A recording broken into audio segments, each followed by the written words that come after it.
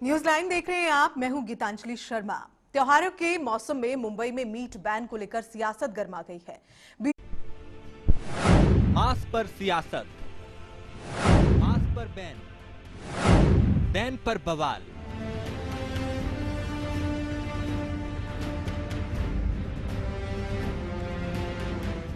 हिंदुस्तान के कई राज्यों में मीट पर बैन लगा दिया गया है।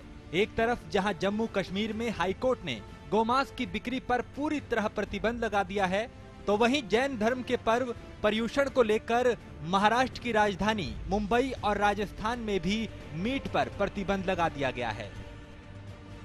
मुंबई में 11 से 18 सितंबर तक के लिए मीट की बिक्री पर बैन लगाया गया है, जिसको लेकर सियासत सातवें आसमान पर है। शिवसेना, एमएनएस और कांग्रेस मीट बैन के खिलाफ प्रदर्शन कर रही हैं। वहीं बीजेपी बैन पर बगले झांक रही है। बैन के विरोध में एमएनएस नेताओं ने दादर इलाके में अलग अंदाज में मीट की स्टॉल लगाकर इसका विरोध किया है। हालांकि पुलिस ने मौके पर पहुंचकर स्टॉल को हटवा दिया और एमएनएस कार्यकर्ताओं को उठाकर ले गए। इस पर एमएनएस आग बबूला हो गई। मनसे ने कहा कि वो मीट बेचना जारी रखेगी। मांस के बैन को लेकर शिवसेना अध्यक्ष उद्धव ठाकरे जैन समुदाय को चेतावनी देते हुए कहा, जैन समुदाय मुसलमानों के तुष्टीकरण के रास्ते पर ना चले। अहिंसा के नाम पर किसी को उसके खाने से दूर करना भी एक तरह की हिंसा है। जैन समुदाय अपनी बात मनवाने के लिए इसलिए अड़ा है क्योंकि अर्थव्यवस्था में उनका दखल है, लेकिन ये शिवाजी का महाराष्ट्र है और ऐसे लोगों से निपटना हमें आता है। 1992-93 दंगों में मराठियों ने जैनियों को उनके कारोबार को बचाया था, लेकिन अगर जैन इस तरीके की मांग करते रहे तो हम उनके साम्राज्य को जमींदोज कर देंगे। उद्धव की चेतावनी का पलटवार करते हुए जैन मुनि तरुण सागर ने कहा कि उद्धव ठाकरे अपनी राजनीति करें, हमें नीति ना सिखाएं। तो वहीं एमएनएस अध्यक्ष राज ठाकरे ने उद्धव के सुर से सुर मिलाते हुए कहा, मांस विक्रेता दुकानें खुली रखें, हम उनकी हिफाजत करेंगे। खाने पीने पर बैन लादा जा रहा है। क्या मुगलों का शासन आ गया है? जब दिगंबर जैन समाज के मुनि निर्वस्त्र घूम सकते हैं, उस पर तो कोई आपत्ति नहीं उठाता, तो जैन समाज मांस बिक्री पर ऐतराज क्यों करता है?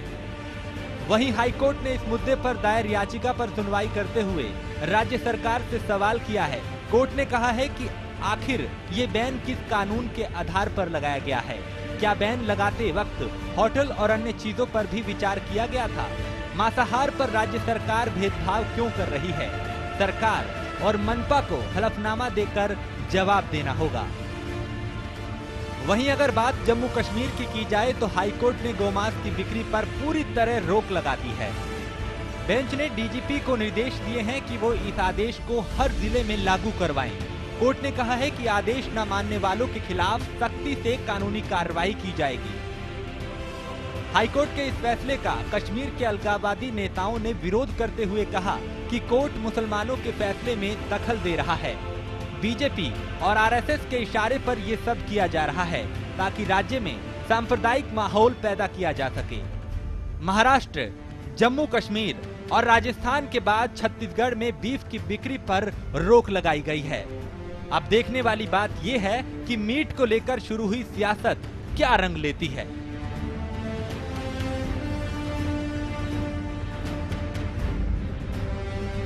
चैनल वन के लिए bureau report, channel one news.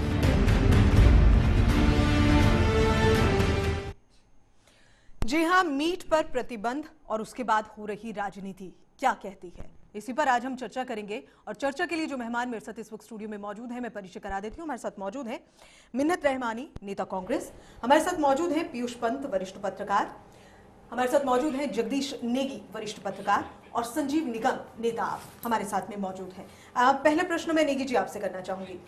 ये जो बैन लगाया जा रहा है मीट पर, इसे आप कैसे देख रहे हैं? असल में से मैं कहूंगा कि अनवांटेड था। आज तक सब कुछ चलता रहा इस देश के अंदर। मैं समझ नहीं पा रहा हूं कि अब ये किस दिशा में ले जाना चाह रहे हैं कि जो निश्चय करेंगे कि किसी व्यक्ति के कहने पर या किसी ग्रुप के कहने पर कि ये होना चाहिए वो होना चाहिए, ये देश भटक जाएगा। सेकुलरिज्म की परिभाषा बहुत क्लियर है। हम सभी धर्मों का सम्मान करते हैं। आप ये देखिए कि नवरात्र के टाइम में 9 दिन तक लोग जो है प्याज तक नहीं खाते हैं हिंदू, तब तो कुछ नहीं, ऐसा कुछ नियम नहीं लगा था आज तक कि साहब वहाँ मटन नहीं बिकेगा, चिकन नहीं बिकेगा। तो ये नई परंपरा कहाँ से ला दी जा रही है, क्यों ला दी जा रही है, इसका समझ से बाहर है। अब मैं नहीं समझता कि किसी जैन समुदाय ने बहुत बड़ा इसमें जो ऐतराज उठाया हो, कैसा करो, ये तुष्टीकरण के लिए स्वयं सरकार उठा रही है और क्यों कर रही है ये इनको अभी पता लग जाएगा, क्योंकि उन्हीं के धड़े के जो अब शिवसेना जो है बीजेपी गठबंधन का एक सहयोगी है, लेकिन वो खुलेआम उन्होंने उसका विरोध किया है, क्योंकि हम सरकार ये कभी भी किसी व्यक्ति पर लाद नहीं सकती, आप क्या खाएंगे क्या नहीं खाएंगे, वो अपनी अपनी उनकी स्वेच्छा है, अपने हिसाब से मर्जी है, वो क्या खाता है क्या नहीं खाता। कल को फिर ये होगा कि आप पालक क्यों खाते हैं, फिर होगा कि आप पनीर क्यों खाते हैं। ये तो कमाल की चीज है, बहुत ही अजीब एक फैसला है। कैसे देख रहे हैं आप पीयूष जी? नहीं देखिए, ये बिल्कुल साफ है कि जब से सरकार केंद्र में आई है उसने राज्य सरकारों की मदद से जहां जहां भाजपा की सरकारें हैं, पूरा जो इनका हिंदुत्व का एजेंडा है, देखिए भारत देश को एक हिंदू राष्ट्र बनाने की तरफ, वरना देखिए अगर आप कश्मीर में भी देख लीजिए, आज जो है भाजपा जो है पीडीपी के साथ है वहां पे, तो जो ठीक है वहां पे जो कानून था वो 1894 से वहां पे था, लेकिन उसका इम्प्लीमेंटेशन नहीं हो रहा था, लागू नहीं किया था। लेकिन इस सरकार के आने के बाद इस बार उसको लागू कराया जा रहा है कोर्ट के थ्रू। एक पीआईएल दाखिल की गई है, वो भी इन्हीं की तरफ से एक दाखिल की गई और कोर्ट के थ्रू। लेकिन तो ये पूरा आप देखिए साफ उसका इम्प्लीमेंट नहीं हुआ, लेकिन अब उसको निर्धारित करके और उस पे नहीं, वही देखिए वही तो बात है कि जहां सबसे बड़ा सवाल ये कि जब स्टेट पार्टिसिपेट करता है या स्टेट की तरफ से ये ऑर्डर आने लगते हैं किसी समुदाय विशेष के लिए, आप ये करना पड़ेगा, ये बैन करना पड़ेगा, वहां खतरे की घंटी नजर आती है। बाकी तो नहीं, देखिए लगातार ये था, पहले भी हुआ, कांग्रेस के टाइम में भी मुंबई में जो है 2004 में वो बल्कि 2 दिन से 4 दिन कर दिया गया था। बिल्कुल, तो ये होता रहा है। और ये भी था जो जम्मू कश्मीर में जो है कि गौमांस खाने की बैन था, आज से नहीं 125 सालों से वहां पे जो है कि रणबीर पेनल कोड जो है उसके तहत ये जो है महाराजा रणबीर सिंह थे, उन्होंने ये लागू किया था, तब से ये, लेकिन इंप्लीमेंटेशन नहीं होता, लोग आराम से करते थे, किसी कोई ऑब्जेक्शन नहीं था। लेकिन जब से ये सरकार आई है, कश्मीर में भी सरकार आ गई भाजपा की सरकार और केंद्र में आ गई, आप देखिए धीरे धीरे ये कदम उठाए जा रहे हैं कि इस देश को हिंदू राष्ट्र बना दो, जहां पे आपका जो यहाँ की मल्टीप्लिसिटी है, जो यहाँ के इतने समुदाय हैं, इतने धर्म हैं, वो एक जो सेकुलर कैरेक्टर है, हर लोगों को यहाँ आजादी है अपने हिसाब से, हिंदू लोग भी अपने हिसाब से करते हैं, जिनको व्रत रखना करते हैं, बाकी मीट भी खाते हैं। हमने मैं तो देखा है बहुत से लोग नवरात्र में बहुत हिंदू हैं, बिल्कुल आराम से शराब भी पीते हैं, आराम से जो है मांस भी खाते हैं। तो ऐसा कोई नहीं है, जिसको जो करना है वो करे, पूरी आजादी है। लेकिन जब स्टेट इस भूमिका में आ जाता है कि वो बैन लगाए, वो आदेश दे एक समुदाय विशेष के लिए वहां पे खतरे की घंटी बजने लगती है। और मुझे यही कहना है कि अगर ऐसा होता रहा तो अगर हम एक धर्म आधारित राष्ट्र बनने की तरफ बढ़ेंगे तो आप देखिए जितने भी जो है धर्म आधारित राष्ट्र उनका हश्र क्या हो रहा है, चाहे आप अपने पड़ोस में पाकिस्तान को देख लीजिए, मुस्लिम देशों को देख लीजिए, उनका क्या हश्र हो रहा है। खतरे में पड़े तो सवाल उठ रहे हैं। मिन्नत रहमानी, नेता कांग्रेस, हमारे साथ जुड़े। मिन्नत जी, कैसे देख रहे हैं? देखिए, जब किसी भी स्टेट का सामने जब इलेक्शन आता है तो भारतीय जनता पार्टी के पास कोई मुद्दे नहीं बचते हैं। जिस तरीके से पहले हरियाणा में, फिर उसके बाद आप झारखंड में इलेक्शन हुए, महाराष्ट्र में इलेक्शन हुए, इन सारे स्टेट इलेक्शन से पहले भारतीय जनता पार्टी ने कभी घर वापसी का मुद्दा उठाया, कभी लव जिहाद का मुद्दा उठाया। अब आगे बिहार में इलेक्शन है, उसको ध्यान में रखते हुए ये एक सोची समझी साजिश के तहत और ये एक प्रोपेगेंडा है भारतीय जनता पार्टी का कि लोगों के और आम जनता के ध्यान को विकास के मुद्दे से भटका करके हम ऐसे मुद्दे पर ले आवे जहां पे कहीं ना कहीं हम ध्रुवीकरण की सियासत को मजबूती से बिहार के अंदर में फैला सकें।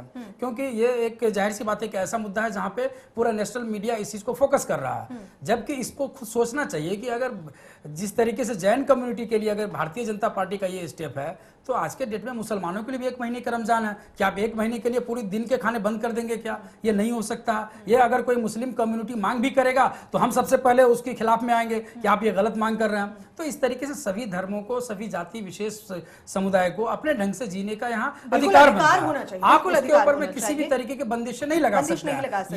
ये इनका जो फैसला है वो सिर्फ और सिर्फ कहीं ना कहीं ये ध्रुवीकरण की राजनीति, और कम से कम सरकार तो ये बिल्कुल निर्धारित नहीं कर सकती है कि आप क्या खाएं और क्या ना खाएं। बहरहाल संजीव निगम, नेता, आप भी हमारे साथ जुड़े हैं। संजीव जी, कैसे देख रहे हैं इस फैसले को? जैसा अभी नेगी जी ने और पीयूष पंत जी ने दोनों लोगों ने बताया, बिल्कुल ठीक बात है कि नवरात्रों में क्या होता है कि तमाम हमारे हिंदू भाई बहन व्रत रखते हैं और सारी चीज़ें मार्केट में अवेलेबल है। जिसकी जो इच्छा है, जो जिसको नहीं खाना पीना है वो नहीं खाएगा, और जिसे खाना है तो सरकार तो प्रतिबंध कभी नहीं लगा। तो ये आप जो लगा रहे हैं ये तो बिल्कुल स्पष्ट दिखाई पड़ रहा है कि आप इसमें राजनीति कर रहे हैं।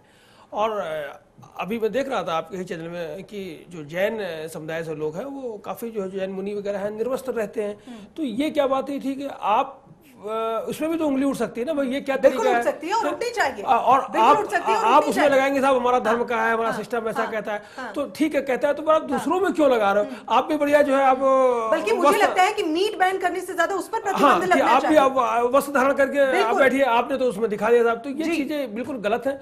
और दूसरी चीज मैं इसमें ये देख रहा हूँ कि अगर आपको वाकई बंद करना है तो आप लिख कर बंद करिए। अरे समाज में जो जिस तरीके से लिक्कर खुलेआम मिलता है और लोग उसका आपने देखा होगा समय समय पर पी करके, और अक्सर कर घर बर्बाद हो रहे हैं लोगों को, घर में जो है कमाने वाले वो असमय ही मौत के जो है उसमें। कुल मिलाकर ये है कि जो जरूरी कदम है उन पर वो नहीं उठाए जा रहे हैं। ध्यान उठा करके सिर्फ ये राजनीति से प्रेरित है। जोड़कर अगर हम इसे देख रहे हैं नेगी जी, कैसे इसे चुनाव से जोड़कर देखा जाए? अभी मिन्नत साहब ने कहा कि भाई इलेक्शन है और इलेक्शन की वजह से शायद ये हो रहा है, लेकिन अगर इलेक्शन से पहले ये हो रहा है तो कहीं ना कहीं बीजेपी को लॉस है। बिहार में जो मुस्लिम वोट बैंक है वो कहीं ना कहीं खिसक जाएगा मेरे ख्याल से।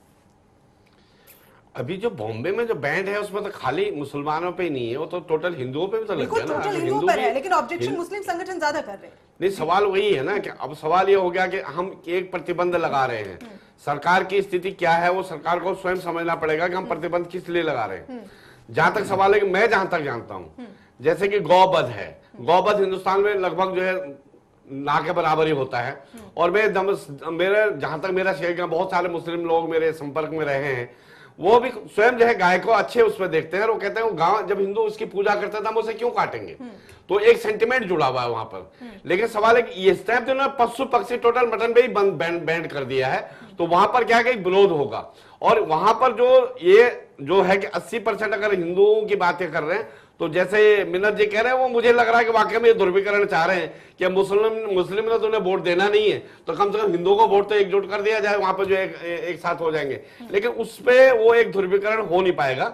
इस तरह के हथकंडों से कुछ न कुछ नए विवाद पैदा हो जाते हैं, और जो चीजें सहज हो सकती हैं, जो हम लोगों को आम धारणा से लोगों को मना करके आपसी रजामंदी से मना सकते हैं, वो चीजें नहीं होती हैं। और उससे क्या होता है कि समाज के अंदर एक विस्फोट होता है, और उस विस्फोट को ये सरकार संभाल नहीं पाएगी। फिर तब स्थितियां बड़ी गंभीर होंगी और उसमें वैमनस्य से पैदा करने वाली बात होगी। अब जैनियों के कितने जैनियों ने उससे बात की होगी, लेकिन क्या हुआ, आम आदमी जैनियों के विरोध में हो रहा है। अब हम जो बात कर रहे हैं हम जैनियों का उस पर कर रहे हैं कि जैन धर्म को ही हम विरोध में आ गए, तो इनडायरेक्टली क्या हुआ, सरकार के किनारे हो गया, हम जैनियों के विरोध में आ रहे हैं कि साहब जैनियों ने ये करवा दिया। ऐसा नहीं होता है। जैसा कि अभी निगम जी कह रहे थे कि मेरे ख्याल से अगर ऐसा है तो जैनीज को आगे आना चाहिए और उन्हें कहना चाहिए सरकार से कि हमें इसकी जरूरत नहीं है, आप हमारी वजह से हमारे पर्व के लिए इसे बैन ना करें। लेकिन ऐसी तो कोई प्रतिक्रिया नहीं आई है, बल्कि जब जिस तरह से राज ठाकरे ने इस पर अपनी टिप्पणी दी है, उसके बाद ये कहा गया कि हमें अपनी राजनीति करें, हमें अपनी नीति ना सिखाएं। तो ये सीधा सीधा एक उदाहरण है कि हम यही चाहते हैं जो सरकार चाहती है, तो इनडायरेक्ट वे में जो आप चाहते हैं वही हो रहा है। अगर ऐसा है कि गीतांजलि देखिए, होता क्या है कि जब आप तुष्टीकरण की राजनीति करते हैं, तो जो ये भारतीय जनता पार्टी ने ये स्टेप लिया है वो ये देखना चाह रही है कि वो कहीं पे निगाहें कहीं पे निशाना, वो दरअसल जैन कम्युनिटी को आगे करके, जबकि अगर कोई अच्छे जैन धर्म के धार्मिक पुरुष होंगे तो वो बताएंगे इस चीज को, या कोई भी धर्म वो ये नहीं सिखलाता है कि आप ऐसा कोई कदम उठावें जिससे कि आपके सामने वाले को या आपके बगल वालों को, पड़ोसियों को आपसे कोई दिक्कत या परेशानी हो। क्या आज के डेट में भारतीय जनता पार्टी की सरकार बनने के बाद ही हिंदुस्तान में क्या जैन कम्युनिटी है? पहले से भी होते हुए आ रहे हैं, पहले से भी हम नवरात्रा मनाते हुए आ रहे हैं, हम पहले से रोजे रखते हुए आ रहे हैं। तो ये सब घूम फिर करके जो है बात वो बिहार को लेकर के जा रही है। इसको कहीं न कहीं जो एक पॉलिटिकल माइलेज लेने की बातचीत चल रही है, और उसी के पीछे ये, क्योंकि कहीं न कहीं इसको इस बात से जोड़ा जाएगा कि ये देखो इस चीज के विरोध में कौन लोग आ रहे हैं। जाहिर सी बात है कि मुसलमानों में ऐसा कोई कंसेप्ट खंगाला जा रहा है चुनाव से पहले, वही प्लानिंग चल रही है इसकी। कैसे देख रहे हैं आप इस बात को? नहीं, देखिए, इस बात को पूरी तरीके से नकारा नहीं जा सकता, क्योंकि भारतीय जनता पार्टी इस मामले में बहुत दक्ष है। हर चुनाव के पहले अभी तक जो है वो सांप्रदायिक दंगे कराती रही है। आप दिल्ली में भी आपने देखा उसका, लेकिन फल उसको नहीं मिला। हरियाणा में कराया था, मुंबई में कराया, महाराष्ट्र में कराया था उसने, यूपी में कराया था उसने। तो हो सकता है अब दंगे उसकी असफल हो गए वो स्ट्रेटजी। तो देखिए, इसके पहले आपको मैं ध्यान दिला दूं कि ये बात हुई थी कि जो कि झूठी बात थी कि जो सर्वे के आधार पर कहा गया था कि मुस्लिम की आबादी बहुत तेजी से बढ़ रही है, वो हिंदुओं को पीछे छोड़ देगी, जबकि ये बहुत गलत बयानबाजी थी, क्योंकि बढ़ रही है जितनी फीसदी, लेकिन हिंदू आबादी ऑलरेडी बहुत ज्यादा है, वो कभी मुस्लिम आबादी हिंदुओं को पीछे नहीं छोड़ सकती है। माफ कीजिए। तो इस तरह से देखिए, उसमें यह कि हिंदुओं को एकजुट करने के लिए कि देखो मुसलमान आपसे आगे बढ़ जाएंगे, ये उन्होंने एक ये चाल चली, एक मैसेज और एक चाल ये चली चुनाव के पहले, और अब इसमें भी दम है कि हाँ, हो सकता है उन्होंने ये चाल भी चली है जो बैन लगाने वाली, ताकि हिंदुओं को, लेकिन इसका उनको खामियाजा भुगतना पड़ा, क्योंकि खुद हिंदू भी इससे प्रभावित हो रहे हैं, क्योंकि देखिए मटन है, मीट है, हिंदू भी खाते हैं, सब खाते हैं, तो वो भी उनके गले नहीं उतर रहा है कि आप बैन क्यों लगा रहे हैं। सवाल उठ रहा है कि आखिर ये इस तरह, लेकिन मकसद जरूर हो सकता है, मकसद हो सकता है कि वोट बैंक को काफी 4 दिन क्यों किया गया, ये अवधि क्यों बढ़ाई गई है। बहरहाल संजीव जी, इलेक्शन से जोड़कर इस बात को देखना कितना सही है और किस तरह से आप इसे देख रहे हैं? नहीं, निश्चित रूप से इलेक्शन से तो, इलेक्शन के अभी अनाउंसमेंट हुआ है 2 दिन पहले इलेक्शन के बारे में, तो ये है कहीं ना कहीं इस तरीके की राजनीति ये लोग करते ही हैं। अगर इनको सही मायने में मान लीजिए कि हिंदू संप्रदाय को अपने पक्ष में करना है, कुछ ऐसा है, तो ऐसे थोड़ी होगा। करना है तो आप अयोध्या में जो राम मंदिर है वहां पर जाइए। हिंदुओं को अगर अपने पक्ष में करना है तो ये तो मुस्लिमों को नाराज करने वाली बात है। लेकिन नहीं, ये अगर आपको करना तो इससे आपके पक्ष में नहीं आएंगे, इससे नहीं आएंगे। आपको करना है तो आप वहां जाकर के मंदिर निर्माण करवाइए, तो वो आपके पक्ष में। इसमें आप जो है, जो ये माहौल आप पैदा कर रहे हो, अराजकता फैला रहे हैं, अराजकता आप फैला रहे हैं। नहीं, उससे नहीं खुश होंगे कि आप इस, अगर खुश होना होगा तो आप वहां जाकर के मंदिर बनवाइए जो अधूरा काम पड़ा हुआ है, तो उसके बारे में आप बातचीत नहीं कर रहे हो। आपको ये खाना चाहिए, आपको ये पहनना चाहिए। हरियाणा में भी कुछ अभी तरीके का वो बैन लगा था कुछ पहनने में, कपड़ों में, कि बच्चियों को जींस नहीं पहनना चाहिए। तो आप क्या खाना है, क्या पहनना है, ये कम से कम वहां के नागरिकों के उसमें छोड़ दीजिए, वो डिसाइड करेंगे। उनकी पॉकेट क्या अलाउ करती है, उनका समय क्या अलाउ, वो अपनी मर्जी से जो चाहेंगे वो खाएंगे, वो पिएंगे। तो ये तो मैं यही देख रहा हूँ कि निश्चित रूप से ये चुनावी। आरएसएस की एक मीटिंग हुई, उस मीटिंग के बाद बीजेपी के कई बड़े अफसर वहां पर मौजूद थे और ये कहा जा रहा था कि समीक्षा होगी, कामकाज की समीक्षा होगी, और ये भी मुद्दा उठा था कि देखिए रिमोट कंट्रोल जो है वो आरएसएस के हाथ में है। अचानक से ये फैसला आना क्या उस मीटिंग का एक पार्ट माना जाए? सारे निर्देश वहीं से हैं। कल ही आपने महेश शर्मा जी का एक वो सुना होगा, उन्होंने कहा था कि महाभारत और जो है वो क्या कहते हैं रामायण जो है वो स्कूलों में पढ़ाई जाएगी। तो मैं समझता हूँ कि महाभारत और उसके तो पहले भी पढ़ाते रहे हैं, उसमें ये नया एजेंडा मतलब अननेसेसरी उसको उठाया जा रहा है, और इंस्ट्रक्शंस वहीं से आई हैं, और उन्हीं इंस्ट्रक्शन पे उनको ये कहा कि तुम्हें अब जो है तुम्हारा पहला मौका है, जब आप पूरे बहुमत में हैं, आपको अपना एजेंडा इसमें लागू करना है। और उन्हें पता है कि जो 80% की जो ये बात कर रहे हैं कि हम हिंदू हैं, वो उस 80% में जैन भी आते हैं, जैनों को अलग से नहीं जोड़ा गया उसमें, वो कम्युनिटी सेम उसी में है। तो ये ध्रुवीकरण उस लिहाज से हो सकता है कि भाई हम इन लोगों को एक भावना, क्योंकि यहाँ पर क्या होगा कि वो शो करेंगे कि मुस्लिम विरोध कर रहे हैं, लेकिन यहाँ उल्टा ये हो गया कि वो जो विरोध करने वाले इन्हीं के धड़े के लोग हैं।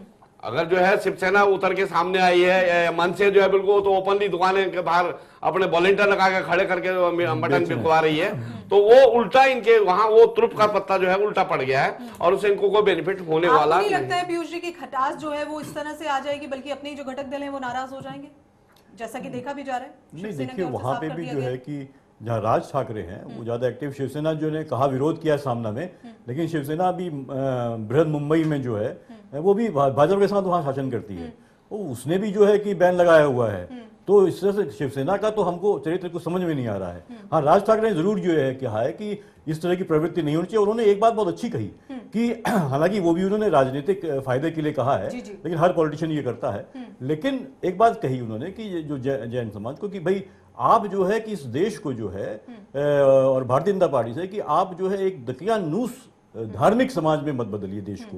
उन्होंने ये भी जैनियों को अगर आप यही चलता रहेगा तो मान लीजिए वो दिन आएगा तो आप कहां जाओगे? मुसलमानों के पास तो पाकिस्तान भी है, आप किस देश में जाओगे? जिसका रिएक्शन में जैनियों ने कहा कि भाई आप हमें नीति ना बताएं तो ये जो बात है कि इसलिए जो राज ठाकरे ने जो बात कही बहुत सही बात कही कि देखिए आप जो देश के लोगों को किस मानसिकता में ढकेल रहे हैं, वही कट्टरपंथ में, वही कट्टरपंथ की ओर दौड़ रहे हैं। आप अपनी पार्टी को आगे नहीं पहुंचा सकते? हाँ, मतलब आप इतने गिर जाते हो वोट बैंक के लिए, आप इतना गिर रहे हो आप वोट बैंक हासिल नहीं कर सकते। आप जो हिंदू मानस या कि ये भारतीय मानस जो है, जो भारतीय हिंदू नहीं मैं कहूँगा, जो भारतीय मानस, हर भारतीय जो है, चाहे हिंदू है, मुसलमान है, क्रिश्चियन है, सिख है, सब जो है एक बहुत ही ब्रॉड माइंडेड तरीके से सोचता है। सारा समाज, सारे लोग एक साथ मिलजुल के चलते हैं और उनकी सोच में कहीं खोट नहीं है। यही जो लोग हैं, हमारे नेता हैं आज, जो अपने फायदे के लिए उनकी लगातार सोच को संकुचित करते चले जा रहे हैं, अपनी जिंदगी तो गुजारने ये से बहुत मतलब बड़ा होता है। खतरा होगा। अपनी मुझे तो लगता है कि दिनचर्या सही तरीके से इस देश को बहुत बड़ा नुकसान होगा अगर ऐसा बिल्कुल होता है। नुकसान होगा और उसके वो सब नजर आ रहा है। जैसे कि अभी नेगी जी ने भी कहा, बिल्कुल सही है कि जो समुदाय है तो वो आपस में बढ़ रहे हैं, लेकिन उन्हें पता नहीं चल रहा है कि किस तरह की राजनीति हो रही है। बहरहाल यहाँ एक छोटे से ब्रेक के लिए हमें रुकना होगा, एक छोटे से ब्रेक ले रहे हैं, जल्द लौट। जरा पानी वानी तो मंगवा। वही चीज कर रहे हैं।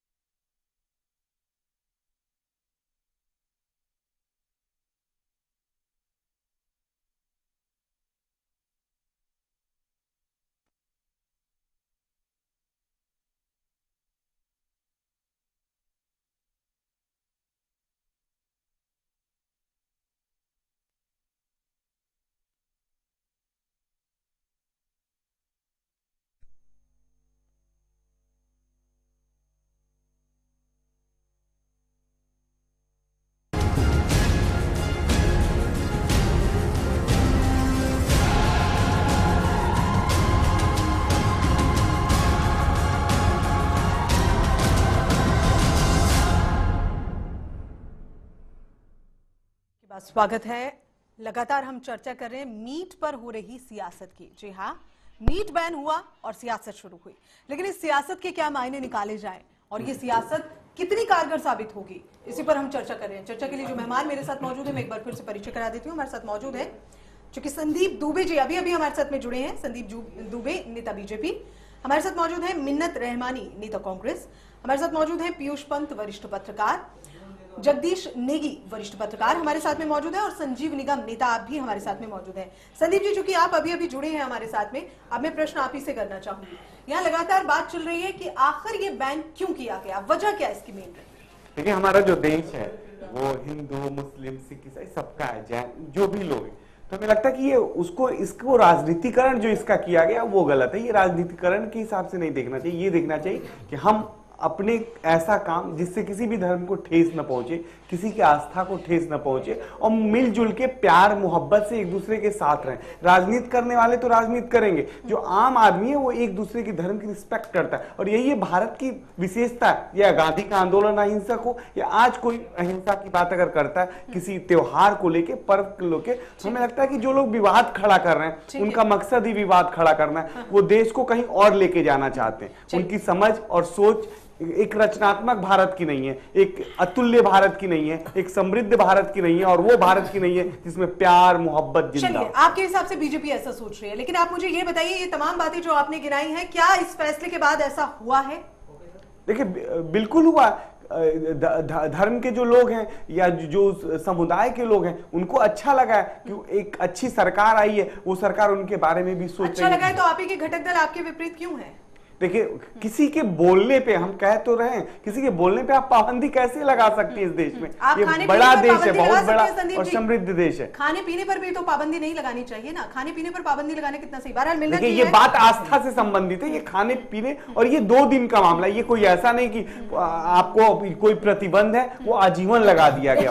तो देखिए, हम रिस्पेक्ट की बात है, शुरुआत हम रिस्पेक्ट की बात करते हैं, इसी तरह से होती है। लेकिन ये है कि जो कदम उठाए जाए वो कारगर होने चाहिए। आपने सोचा कि ये कदम जो हम उठा रहे हैं कारगर होगा, जैसे कि आपने तमाम बातें गिनवाई, लेकिन ऐसा हुआ नहीं है। ये इसके विपरीत हुआ है बिल्कुल, और इसका खामियाजा जो है वो सबसे ज्यादा आप ही को उठाना पड़ेगा।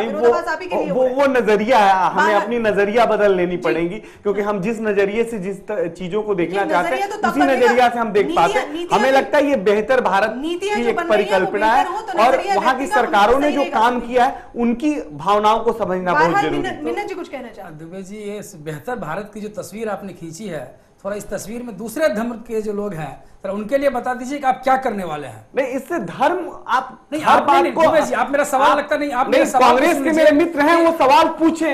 आपसे मैं पूछता हूँ, आप बार बार मोदी जी को कुछ ना कुछ बोलते रहते हो। आप बताओ, मनमोहन जी कैसे प्रधानमंत्री थे? सवाल हम इस पे मुद्दे पर कर रहे हैं, ज्यादा बेहतर होगा जिस पे डिबेट करने के लिए हम आए हैं। उसी मुद्दे पे मैं बोल रहा हूँ, जब मुझे तो सुनोगे तभी तो मैं बोल पाऊंगा मेरे मित्र। आप मुझे सुन तो लो। आपने इसमें धर्म ला दिया, इसमें उसके बाद इसका राजनीतिकरण कर दिया। आपको हर चीज में ये चीज क्यों नहीं दिखती कि एक व्यक्ति और एक समाज जो है, किसी अगर छोटे से संस्कार से बना है, तो उस संस्कार में अगर मेरी कोई सहमति हो, सहभागिता हो, जिससे मेरा पड़ोसी सुखी हो, ऐसा हम काम क्यों नहीं कर सकते? वो सहभागिता दूसरे धर्मों के लिए आपके पास कुछ तो प्लान होंगे कि क्या अगर मुसलमानों के रमजान आएंगे तब एक ये प्लान तो कांग्रेस करके लगती है, कैसे हिंदू मुस्लिम लड़े, कैसे देश में व्यवस्था, ये आपका प्लान है। आप करके लड़े, जो वहां बेहतर सरकारें कर रही है, क्या उस सरकार पे आपके पास कुछ नहीं है? सिर्फ वाजपेयी जी के समय में ये नहीं हुआ था क्या? क्या वाजपेयी जी की जब हुकूमत आई थी तो क्या उस वक्त ये जैन धर्म वाले नहीं थे क्या? क्या उस वक्त हमारा ये मुस्लिम समुदाय नहीं थे क्या? बदल रहा है भारत, उस बदलते भारत से आप जुड़ना नहीं चाहते। नहीं बदल रहा है, पीढ़ी कनेक्ट हो रही है, आप जुड़ना चाहते। आप वही रोजमर्रा के पुराने डर्रों पे अपनी कांग्रेस की सोच को उससे बाहर लेके आइए, अपनी पार्टी की सोच को उससे बाहर लेके आइए। और बेहतर जो संदीप जी, मीट को बैन करना जरूरी नहीं है। मुझे नहीं लगता कि मीट को बैन देखिए, किसी धर्म की जब आप बात करते हो, किसी के त्योहार की बात करते हो, किसी के पर्व की, तो उसमें हमारा शामिल होना भी तो बहुत इंपॉर्टेंट है। हम सब लोग मिलके जब दिवाली मनाते हैं, बकरीद मनाते हैं, और उनका त्योहार अगर मना, इसमें गलत क्या है? कौन सी ऐसी बात आप लोग को गलत लग रही है? मुझे समझ में नहीं आता। कितना जायज है? सवाल यही है, सवाल यही है। सवाल किसी के त्योहार का नहीं है, सवाल किसी के त्योहार में शामिल होने का नहीं है। संदीप जी, क्या नवरात्रों में बैन लगेगा 9 दिन का?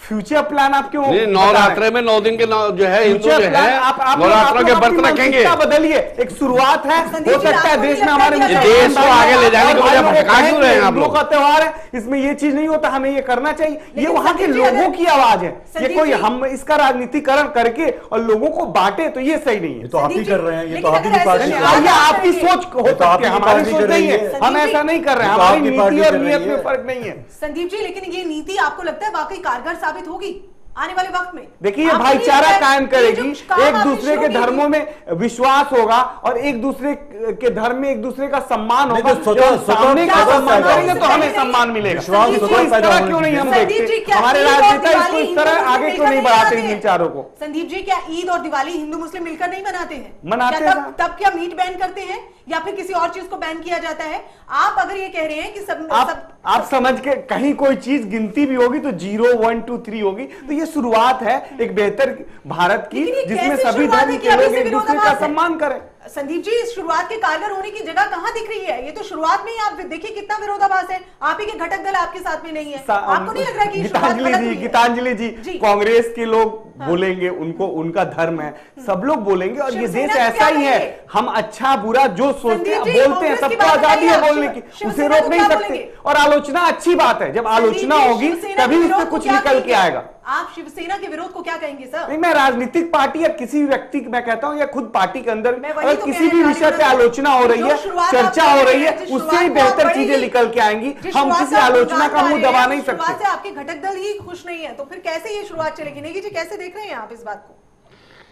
इसमें क्या है कि जो चीजें आज तक लोग श्रद्धा से आपस में मिलजुल के रहते थे, उसमें एक नई भटकाव की राजनीति आके धर्म के नाम पर बांटने की कोशिश क्यों की जा रही है? क्यों हम आइडेंटिफाई कर रहे हैं? क्यों आज तक भी जैनियों के साथ जैन हिंदुओं में से ही हैं। अगर आप जब काउंट करते हैं तो आपके जो आंकड़े जो बताए हैं उसमें जैन भी इंक्लूडेड है। तो ये नई चीज क्यों पैदा की जा रही है जिसमें लोगों में एक परिहास हो और एक दूसरे में मनमुटाव हो? और एक धर्म, जहां हम देश आगे बढ़ाने की बात करें, विकास की बात करें, ये विकास के पहिए से ये इंजन शुरू होते हैं, धुआं क्यों उड़ाया जा रहा है? ये प्रदूषण फैलेगा इससे, और जो मानसिक प्रदूषण जो फैलेगा वो बरसों तक नहीं मिटता है और उसके परिणाम बहुत दूरगामी होते हैं। और हो सकता है कि ये चुनाव अगर बिहार को उसमें नजर में रख के किया जा रहा हो तो ये बीजेपी वाले जाने बेहतर तरीके से। संदीप जी, जवाब दीजिए।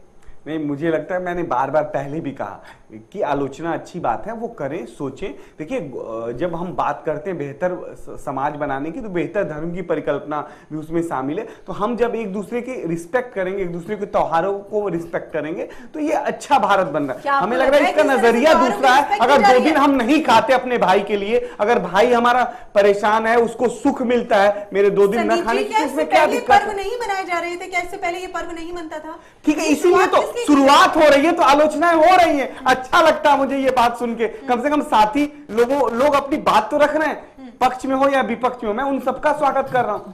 मुझे तो बहुत अच्छा कांग्रेस के साथी की आज बात लगी, कम से कम मुखर होकर बात तो रख तो रहे कम से कम। अभी तक तो चुप लोगों का प्रतिनिधित्व कर रहे थे। दुबे जी, अभी कम से कम आपको तो ये क्लियर करना पड़ेगा ना कि अगर नवरात्रे आएंगे तो प्याज पे प्रतिबंध लगा देने चाहिए, कम से कम 3 दिन 4 दिन के बिक्री पे या 9 दिन की बिक्री पे। तो देखिए, ये कहीं ना कहीं आपकी ये साजिश है भारतीय जनता पार्टी की कि आगे बिहार में इलेक्शन होने वाला।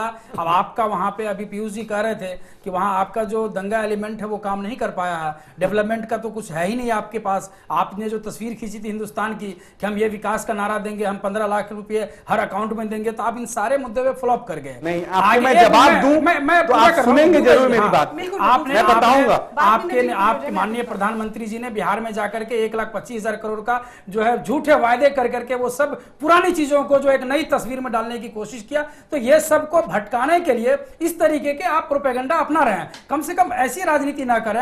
ऐसा कोई धर्म नहीं कहता है कि आप एक ऐसा काम करें जिससे कि दूसरे धर्म वाले ना खुश हो। आप ऐसा कदम ना, माफ करिएगा, आप इस तरह की बात करके जनता को गुमराह कर रहे हैं। आपको पता नहीं होना चाहिए। आपके पूर्व प्रधानमंत्री ने कहा था कि 95% योजनाओं के धन भ्रष्टाचार चले जाते। आज देखिए सरकार ने एक अच्छी शुरुआत करी है, अभी जनता के सामने जनता को जागरूक करने का काम है, अगर उसमें हम नहीं कर पाते हमारा दोष है। आज आप भी 5 लोग मिलकर कोई समूह बनाइए, आपको वहां से काम मिलता है, और वो काम ये नहीं कि 3 साल 4 साल 5 साल बनाए एनजीओ को मिलता है। आज कोई लड़का काम ले रहा है और उसमें पारदर्शिता है, उस पारदर्शिता की बात हम करें तो नई पीढ़ी को कितना प्रमोशन मिल रहा है, वो बात आप आके नहीं कहेंगे, उसकी अच्छाई आप नहीं कहेंगे, और जिसका पैसा उसी के पास जा रहा है। ये कितनी बड़ी पारदर्शिता के साथ शुरुआत हो रही। समय जरूर लगता है क्योंकि वो पारदर्शिता लाने में समाज में समय लगता है, लेकिन आपको अच्छी चीज नहीं दिखेगी। और आप बार बार भाजपा को इसलिए प्रताड़ित कर रहे हैं, भाजपा से आपको इतनी पीड़ा है। घोषणा की है, अभी उसका लाभ पहुंचेगा नहीं पहुंचेगा वो भी बहुत दूर की बात है सर। अभी तो गीतांजलि जी, उन सारी घोषणाओं को मैं कह रहा हूँ, सारी योजनाओं को नौजवान पीढ़ी को जानना चाहिए। अब नौजवान पीढ़ी इच्छा जताए और वो योजनाएं उनके पास पहुंचेंगी, उसमें बीच में बिचौलिया काम नहीं कर रहा है। जानना, जानकारी जरूरी है, लेकिन देश की जनता उससे लाभान्वित भी हो। बहरहाल मेरी डिबेट का ये हिस्सा नहीं है बिहार चुनाव, मेरी डिबेट का ये हिस्सा है जो कदम आप उठा रहे हैं, आपको लग रहा है कि वो वाकई कारगर साबित हो रहे हैं, और देश का विकास इससे कहां से हो रहा है, विकास को जोड़कर आप कहां से देख रहे हैं। बहरहाल संजीव जी कुछ कहना चाहते हैं। नेता दुबे जी, एक छोटा सा प्रश्न है आपसे। अभी सारे दूसरे पैनलिस्ट ने जो है आपसे सवाल पूछा, लेकिन वही सवाल मैं पुनः आपसे कर रहा हूँ। क्या आप मुझे ये भरोसा दे सकते हैं कि अभी नवरात्रि आएंगे तो क्या नवरात्रि में भी प्याज है या ये मटन है, चिकन है, जो भी मांस है, ये क्या नहीं बिकेगा? सम्मान आप करेंगे, इतना भरोसा आप क्या दे सकते हैं भारतीय जनता पार्टी की समुदाय को खुश करने के लिए? अगर आप इतना दे सकते हो तो मैं आपकी बात से सहमत हूँ। चलिए ठीक है, शुरुआत है, अभी आप 2 दिन के लिए चाहेंगे तो कम से कम 9 दिन के लिए गुजरात में आएगा। अगर आप ये दे सकते हैं तो मैं आपकी बात को मान लूं, वरना तो ये सिवाय एक ही चीज समझ में आ रही है कि बिहार चुनाव को मद्देनजर रखते हुए आप जो अभी बताया हमारे साथी ने कि जो दंगा एलिमेंट आप वहां काम नहीं कर पाए, तो शायद आप इस तरीके से कर रहे हैं। अगर आप ये बता देते हैं, भरोसा दे देते हैं कि नवरात्रि में भी ऐसा होगा, तो मैं मानूंगा कि ठीक है, आप बदलने में तो आप माहिर हैं। नाम बदल रहे हैं, नीति आयोग बदल दिया, किसान एवं वो क्या कृषि मंत्रालय, कृषि एवं किसान कल्याण मंत्रालय कर दिया, नाम बदलने में आप ये बदल रहा है, लेकिन उसके अंदर भी चीजें वास्तव अभी वो जिस काम की जिस योजना की बात कर रहे हो, स्वयं सहायता समूह बहुत पहले से चलता हुआ आ रहा है। संदीप दुबे जी, थोड़ा सा अगर आप स्पष्ट करिए तो मैं तो आपको वही मानूंगा जैसे प्रधानमंत्री मोदी जी बोलते हैं वही आप बात कर रहे हैं। आप भी बात बिल्कुल बड़ी अच्छी लच्छेदार बातें कर रहे हैं। जी संदीप जी, मुझे लगता है कि भाई तो अब सरकार में आम आदमी पार्टी के साथी लोग आ गए हैं, उनको पता होना चाहिए जो सरकारें होती हैं वो पार्टी की जरूर होती है, लेकिन उसको सरकार का रिप्रेजेंटेटिव जो होता है, चीफ मिनिस्टर होता है, वहाँ की इलेक्टेड बॉडी होती है। तो जिस तरह की भी काम है प्रशासनिक स्तर से लेके और उस प्रदेश की जो भी विकास के ढांचे काम है वहाँ की सरकारें करती है। हमें लगता है कि वहाँ की सरकारें बेहतर उस प्रदेश के बारे में समझ सकती हैं और वो जो निर्णय लेती है उस निर्णय के साथ रहना पड़ता है। तो हमें आप बार बार कटघरे में खड़ा करके और बीजेपी को दोष दें, अच्छी बात है, आलोचना करें, अच्छी बात है, लेकिन ये जरूर समझें कि एक शुरुआत है और आगे इस शुरुआत को अगर अच्छा दिशा मिलता है, प्यार मोहब्बत बढ़ता है, तो हमें ये आगे भी करने में क्या दिक्कत है? आलोचना क्यों करेंगे? देश की जनता तो आपसे खुश थी, आपके वादों से कहीं ना कहीं कुछ उम्मीद लगा रही थी, इसीलिए तो आपको जिताया। हम वो वादे पे खड़े उतर रहे हैं, हम वो वादे पे खड़े उतर रहे हैं, काम हो रहा है। देश की जनता अगर आप उस काम को आंख बंद करके दृष्टांत की तरह देखना नहीं चाहते, सब लोग बुराई ही करना चाहते हैं, तो बुराई भी ठीक है, करिए, अच्छी बात है, लेकिन हम तो अच्छा कर रहे हैं। बुराई क्यों की जाएगी? जिस जनता ने आपको सत्ता पर काबिज करवाया है वो जनता आपकी बुराई क्यों करेगी? अगर इस तरह की नीतियां होंगी तो नहीं, जनता बुराई नहीं करे, जनता तो हमारे साथ है, जनता अब तो प्रेम कर रही है। बुराई तो मेरे वो साथी कर रहे हैं जो आंख बंद करके देख रहे हैं पूरी दुनिया को और भरमा रहे हैं, भ्रमित कर रहे हैं। ये जो विरोध उठ रहा है ना, ये जनता के लिए ही उठ रहा है। ये मुस्लिम संगठन जो विरोध में आए हैं ये भी जनता है, इन्हें कैसे खुश करेंगे आप? नहीं, आपको पता है ये जनता है, इसकी बातें भी सर आंखों पे, और वो जो कह रही है उसको वहां की सरकारें सुन रही हैं और चीजों को समझ रही हैं, लेकिन हमें लगता है कि ये बेहतर शुरुआत हुई है और इस शुरुआत को समझने की जरूरत है। हम अगर हिंदू मुस्लिम सिख ईसाई कहते हैं आपस में भाई भाई, तो हमें एक दूसरे की रिस्पेक्ट करते हुए, एक दूसरे के साथ और एक दूसरे की ताकत बढ़ते हुए आगे बढ़ना चाहिए। एकजुटता को बनाए रख रहे हैं, आपको नहीं लग रहा है? आपको पता है, मैं बताऊं, औरंगजेब के जमाने में जितने मुगल इंपेयर थे उनके जमाने में बैन होती थी, ये बैन थी। आज हम भारतीयों में काफी आजादी मिली है स्वतंत्रता मिलने के बाद, हम अच्छा काम कर रहे हैं। तो जो काम हो रहा है आज की डेट में उसको समझिए, हर पक्ष का 2 पहलू होता है, एक पहलू आपको दिख रहा है, उसका दूसरा भी पहलू है, और दोनों पक्ष ये भाईचारे का है, प्रेम का है, और जो लोग नहीं समझ पा रहे उनको हम समझाने की कोशिश करेंगे। गीतांजलि जी, मैं आपको जो पक्ष की बात दुबे जी कर रहे हैं मैं बताऊं, असली पक्ष 2 पक्ष हैं इसमें। और हमेशा देखिए आप, भाजपा सरकार जब से नरेंद्र मोदी जी की सरकार आई है, आप इनकी कोई भी गतिविधि में देखिए साफ है।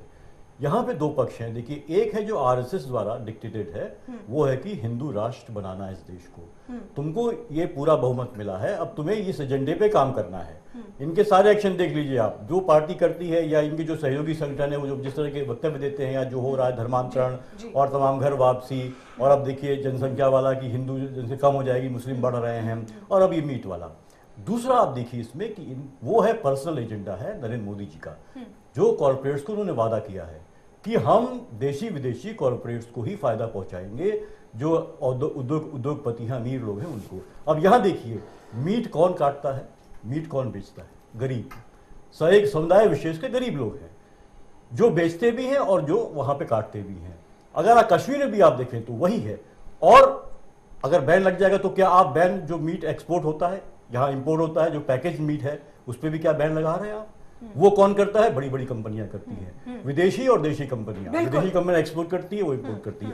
कश्मीर में देखिए जो है 400 रुपए किलो मिलता है वहां पे जो मीट है, लेकिन सिर्फ जो है जो क्या बकरी के बच्चे का जो मीट है, वो जो जिसको लैम बोलते हैं आप, भेड़, हाँ भेड़ जो है वहां पे, तो उसका जो है 400 रुपए किलो। और एक गरीब आदमी की आमदनी जो है वो 400 रुपए उसकी मजदूरी होती है, तो वो कैसे अपना त्योहार मनाएगा, वो कैसे खाएगा उसको?